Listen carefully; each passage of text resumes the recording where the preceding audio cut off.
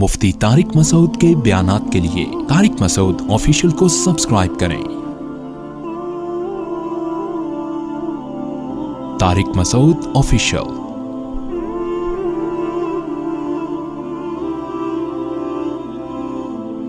आज लोगों को ऐसा मौलवी पसंद है, बैठा हुआ है बस वो रूहानी टोपी ड्रामे करता रहे, वो शादियां कराता रहे लोगों की वजीफे बता बता के, और जिन चुड़ैल भूत दम दरूद, ये फजूल जिसको मौलवी कहते ही नहीं है। तो पता नहीं रूहानी टोपी ड्रामा आता है तो मेरे गुस्सा क्यों आना शुरू हो जाता है, क्योंकि इतना बेवकूफ़ बना रहे हैं लोगों को कि मान नहीं रहे लोग।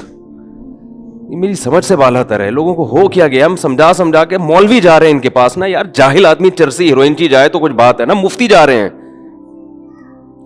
मुफ्ती भी कौन कौन से मुफ्ती में नाम लूं तो खाम खाम इज्जतें उछलती हैं लोगों की। गुस्सा आ रहा है मुझे, क्या करूं।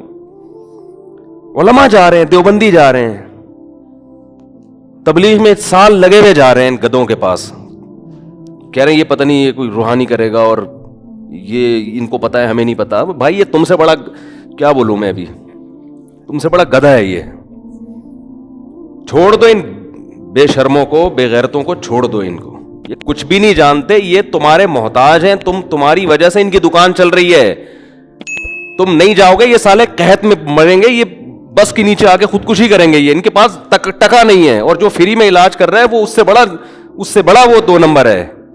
कहते हैं फ्री में हजरत जी दम करते हैं। वो फ्री में बहुत बड़ा, वो आपको पता नहीं है वो फ्री में क्या कर रहा है। वो फ्री में ऐसे कर रहा है कि आपको जाफरान का तावीज बना के देगा, कहकर जाफरान दुकान से खरीद के लाओ। कौन जाफरान खरीदेगा, कह रहे चलो मेरे पास से मिल जाएगी, वहां से, यहां से बिजनेस कर रहा है वो। अब बड़े बड़े उलमा जा रहे हैं। यार क्या हो गया, मैं तो हैरान होता हूँ फेसबुक पे तस्वीरें देख के, इनको हो क्या गया है। छोड़ो अभी, फिर ये मेरा टॉपिक चेंज हो गया तो फिर मुझे गुस्सा आता है। फिर जाओ, तुम्हारी किस्मत में इन रूहानी ड्रामेबाज लिखे हुए हैं, मरो इनके पास जाके, मरो। मेरे ऊपर क्यों जिन नहीं आता, अल्हम्दुलिल्लाह। मेरे तो अल्लाह का शुक्र है 14 बच्चे हैं, मेरे 3 खानदान है। आज तक न जिन, न चुड़ैल, न भूत, न तावीज, न गंडे, न नजर, न काला, न पीला, न नीला। तुम्हारे साथ ही मसले क्यों होते हैं भाई ये? क्या हमें नजर नहीं लगती होगी क्या? हमारे माशाल्लाह सारे बच्चे अल्लाह का फजल है, फल फूल रहे हैं, सेहतमंद हैं। आज तक हमने किसी के गले में धागा नहीं बांधा। कोई बांध के आ जाए ससुराल से खींच के निकाल के फेंकता हूं मैं कि हम ये पलीते फलीते वाले, यही स्टाइल होता है। ये मैंने कहा ये जो काले काले पट्टे डाले हुए ना गलों में, ये हिंदुओं के, सिखों के अच्छे लगते हैं, ये मुसलमानों के अच्छे नहीं लगते। एक तावीज यहां डाल, फलाने बुजुर्ग ने बांधा हुआ है, भाई मैं नहीं मानता इसको, दफा हो यहां से। हर बात दलील से समझाते रहो बैठ के। जो मसले होंगे अल्लाह के सामने बैठ के दुआ मांगते हैं, बस अल्लाह मसला हल कर दे। अल्लाह कर देगा मसला। यार क्या जरूरत है ये पट्टे गले में धाग, इनकी कोई इंतहा नहीं है। एक धागा गले अंगूठे पे बांधा हुआ है, एक धागा यहां बांधा हुआ है, एक धागा गले में बांधा हुआ है, एक पट्टा यहां बांधा हुआ है, फलाने बुजुर्ग से। छोड़ दो यार, अल्लाह चला, कहां चला गया अल्लाह? जिस कमबख्त का मसला अल्लाह से हल नहीं हो सकता, वो कमबख्त दुनिया में कभी भी क़यामत तक उसका कोई मसला हल नहीं होगा। और खवातीन को उल्लू बनाया हुआ तबीयत से जा रही हैं इनके पास। कोई अमेरिका में बैठा हुआ है वो रूहानी टोपी ड्रामा, कोई लंदन में बैठा हुआ है, कोई गुलशन मेमार में बैठा हुआ है, कोई जनाब कोई वहां बैठा हुआ है, कोई वहां बैठा हुआ है, और सेल्फियां ले लेके ना हजरत जी मेरे पास आते हैं। एक बहुत बड़े आलिम है, वाइज हैं, खतीब हैं, बहुत बड़े, नाम नहीं लूंगा, सब जानते हैं उनको। उनके पास एक फुलतरू मैंने देखा, वो जहां जहां जा रहे हैं वो फुलतरू उनके साथ ना।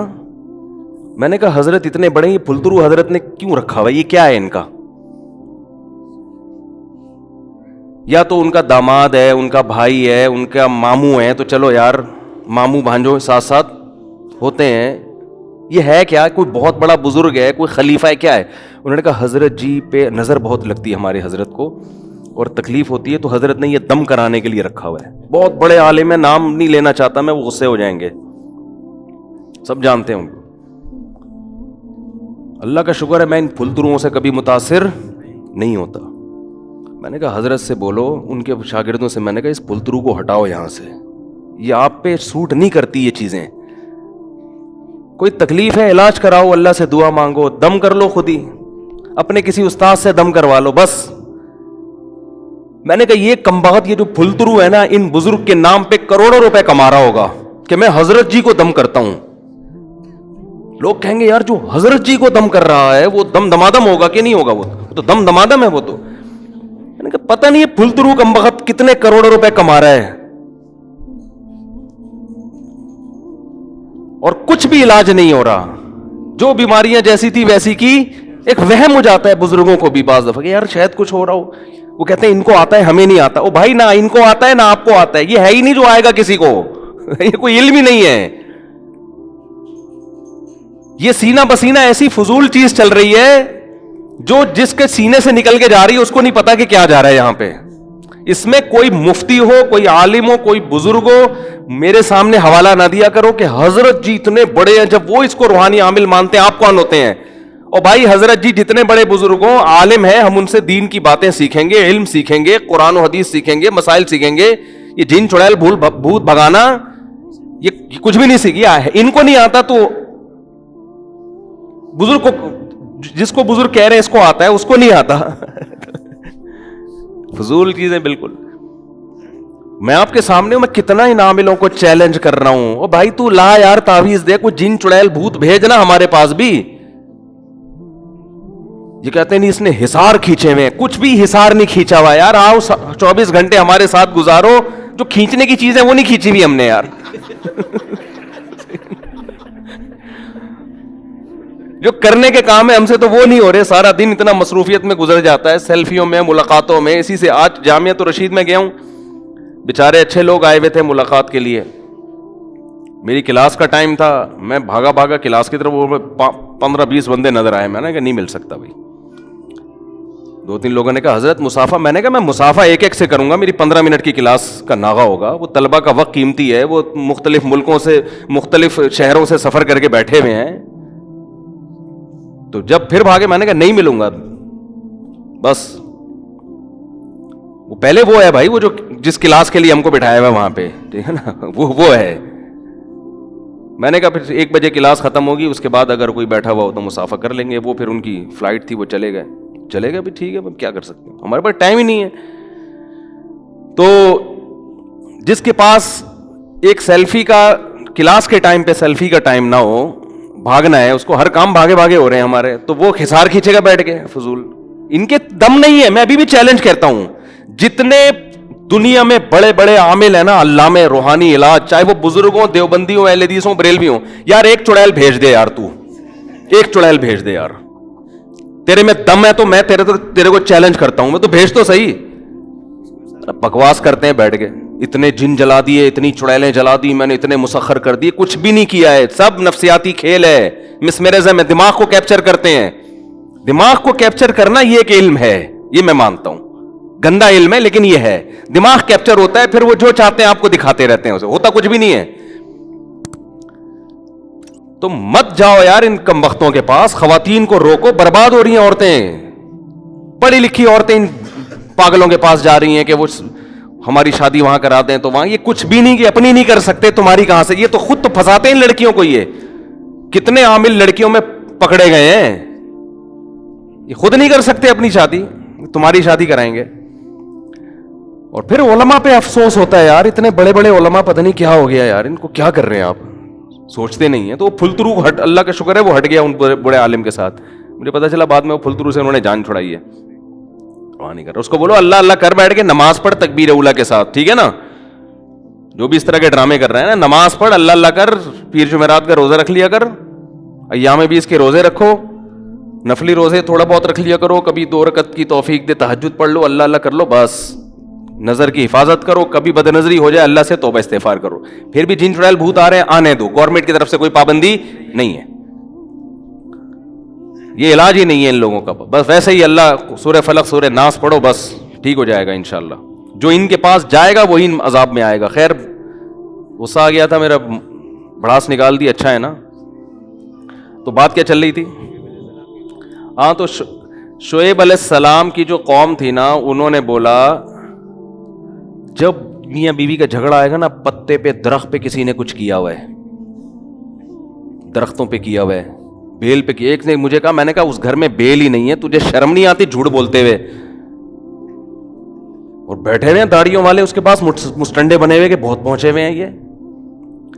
یہ جتنی باتیں کرتے ہیں نا ایک بھی لاجک کے حساب سے ٹھیک نہیں ہوتی, ایک بات بھی ان کی ان لاجیکل باتیں کریں گے اور اسی پہ لوگ متاثر ہوتے ہیں. یار کچھ ہے بندے کے پاس, یار ایک لفظ بھی سمجھ میں نہیں آیا نا, کچھ تو ہے نا, ایک لفظ سمجھ میں نہیں آیا, کچھ تو ہے یار. اور جو چیخ چیخ کے بول رہا ہے یار میں بیٹھا ہوں نا, ایک چڑیل بھیجنا یہاں پہ یار, بھیج دو نا, ایک جن بھیج, اس کو کچھ نہیں کہہ رہے. فضول لوگ بالکل.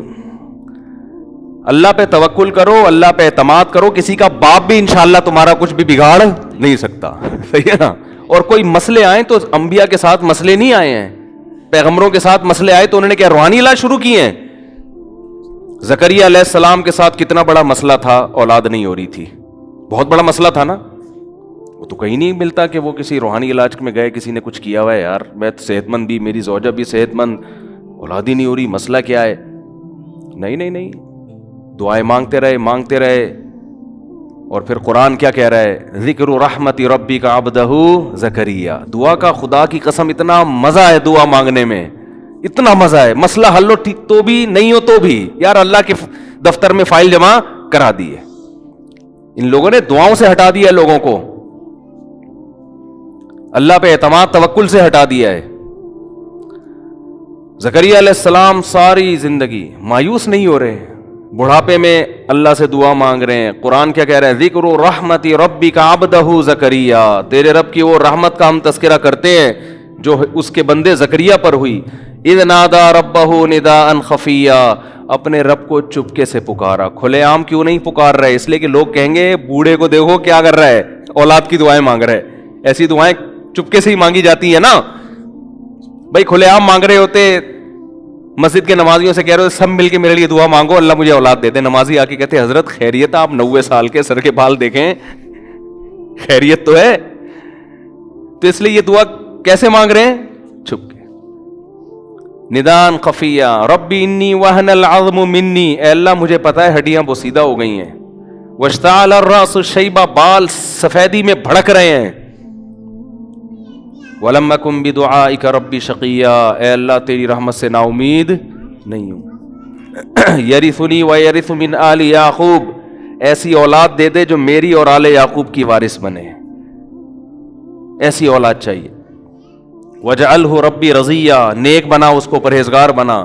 اور جب اللہ خوشخبری دے رہا ہے تو حیران ہو رہے ہیں کہ میرے کیسے اولاد ہوگی ہے بھائی. اللہ نے کہا یا زکریا انا نبشرک بغلام, اے زکریا ہم تجھے ایک لڑکے کی خوشخبری دیتے ہیں. اسمہ یحییٰ, اس کا نام کیا ہوگا, یحییٰ. تو فوراً اللہ سے کہہ رہے ہیں انا یکون لی ولد, میرے اولاد کہاں سے ہو جائے گی, میں تو بوڑھا اور میری بیوی بانجھ. تو اللہ نے فرمایا کہ قد خلقتک من قبل, اے زکریا تو کچھ بھی نہیں تھا, ایک پانی تھا, اس پانی سے میں نے تجھے بنا دیا, تو کیا میں تیری بانجھ بیوی سے تجھے اولاد نہیں دے سکتا. پھر حضرت مریم علیہ السلام کے ساتھ کتنے مسائل آئے, کتنا بڑا مسئلہ حضرت مریم کے ساتھ, بغیر شادی کے حمل ٹھہر گیا. اتنی پریشان, یا لیتنی مت قبل ھذا, کاش اس دن سے پہلے میں مر جاتی.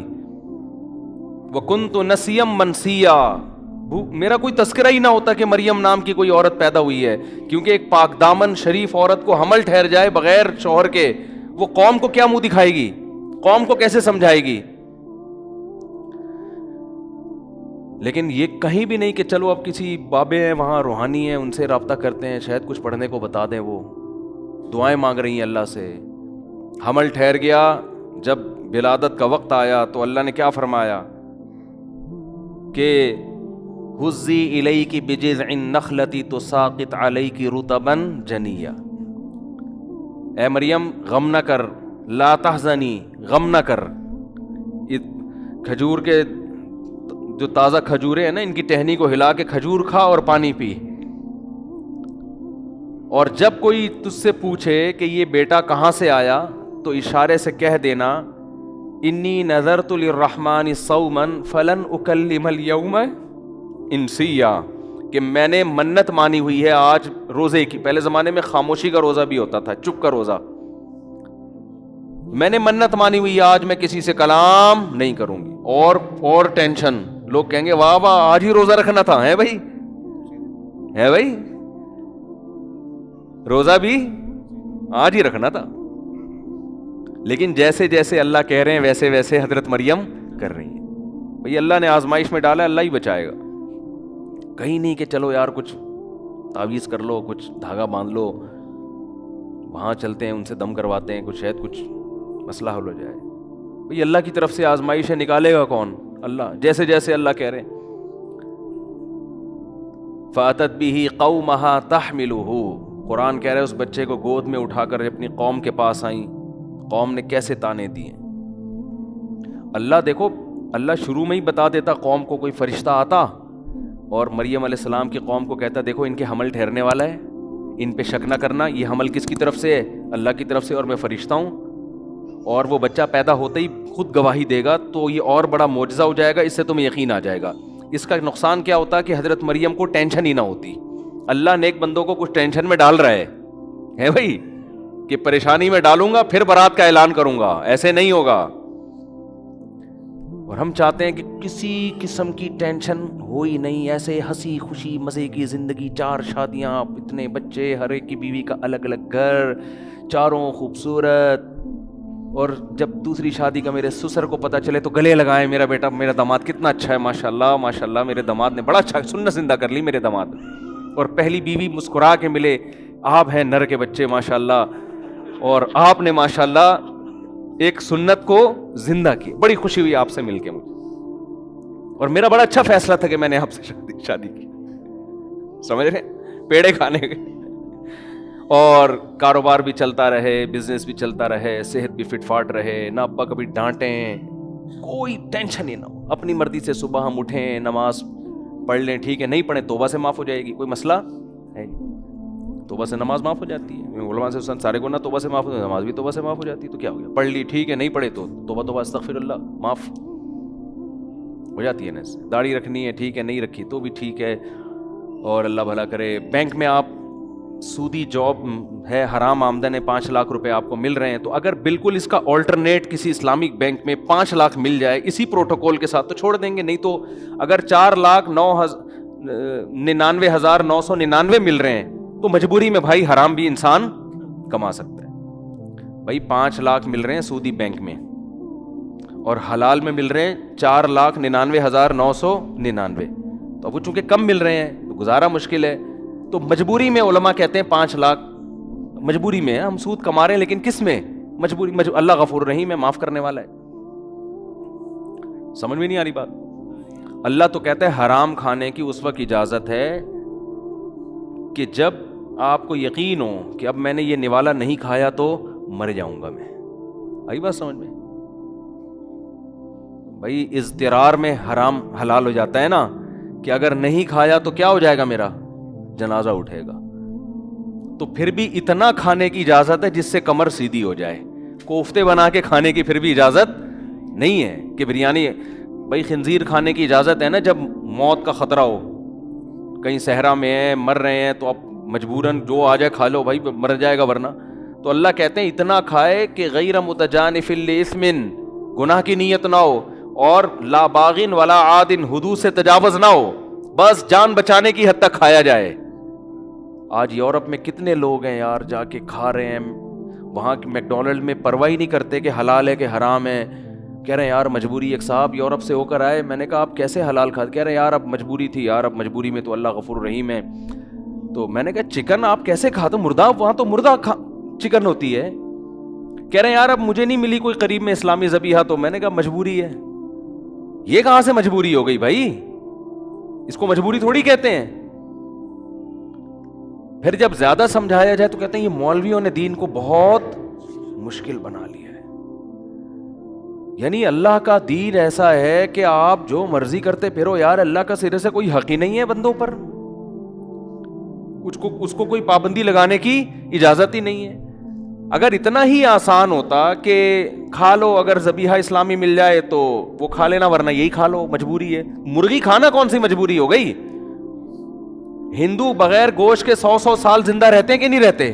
ویجیٹیرین ہوتے ہیں بہت سے ہندو, تو گوشت کھانا ہی مجبوری نہیں ہے. اور آپ کہہ رہے ہو کہ یار چونکہ ذبیحہ یاد رکھو آج کل مارکیٹ میں آپ کو حلال کرنے والے فتوے بہت مل جائیں گے. لبرلزم صرف یونیورسٹیوں میں نہیں پھیل رہا, مولوی بھی لبرل قسم کے پیدا ہو رہے ہیں. میں جانتا ہوں ایسے ایسے مولوی ہیں میوزک حلال, اور ایسے ایسے ہر قسم کا میوزک حلال. ایسے ایسے مولوی ہیں کہ انہوں نے سودی بینکوں میں جاب کو حلال کر دیا ہے, مشینی ذبیحے کو حلال کر دیا کہ بس بسم اللہ پڑھ کے کھا لو. مشین ذبح کر رہی ہے اور اللہ اکبر بھی کون ریکارڈنگ چل رہی ہے اللہ اکبر کی, قطعاً حلال نہیں ہے یہ کھانا. کیا کریں یار, سمجھ میں کیوں نہیں آ رہی. یورپ جب جاتے ہیں تو بعض دفعہ مشین بسم اللہ اللہ اکبر پڑھ رہی ہے اور مشین سے مرغیاں کیا ہو رہی ہیں ذبح, تو حلال نہیں ہے یہ حرام ہے. کہتے ہیں یار وہ فلاں مفتی کا, مفتی تو آج کل ہول سیل کے حساب سے کہیں بھی مل جائیں گے آپ کو. قرآن کہہ رہا ہے وَلَا تَأْكُلُوا مَا لَمْ يُذْكَرِ اسْمُ اللَّهِ عَلَيْهِ, جس جانور پر اللہ کا نام نہ لیا جائے. تو نام انسان لیتا ہے, مشین نہیں لیتی, وہ ریکارڈنگ ہے, اس کا نام لینا معتبر نہیں ہے.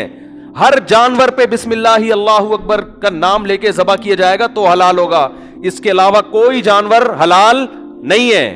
اور پاکستان کو آپ داد دو, جو خاندانی حلال آپ کو پاکستان میں ملتا ہے نا, پوری دنیا میں اتنی وافر مقدار میں کہیں نہیں ملتا. یہاں تو ایک ایک جانور پہ کھڑے ہو کر الحمدللہ نام لیا جا رہا ہے. خیر ابھی یہ میرا ٹاپک نہیں ہے. تو آپ کو جہاں لبرل لوگ ملیں گے نا یونیورسٹیوں میں, وہاں مولانا بھی کیا ہوتے جا رہے ہیں, لبرل.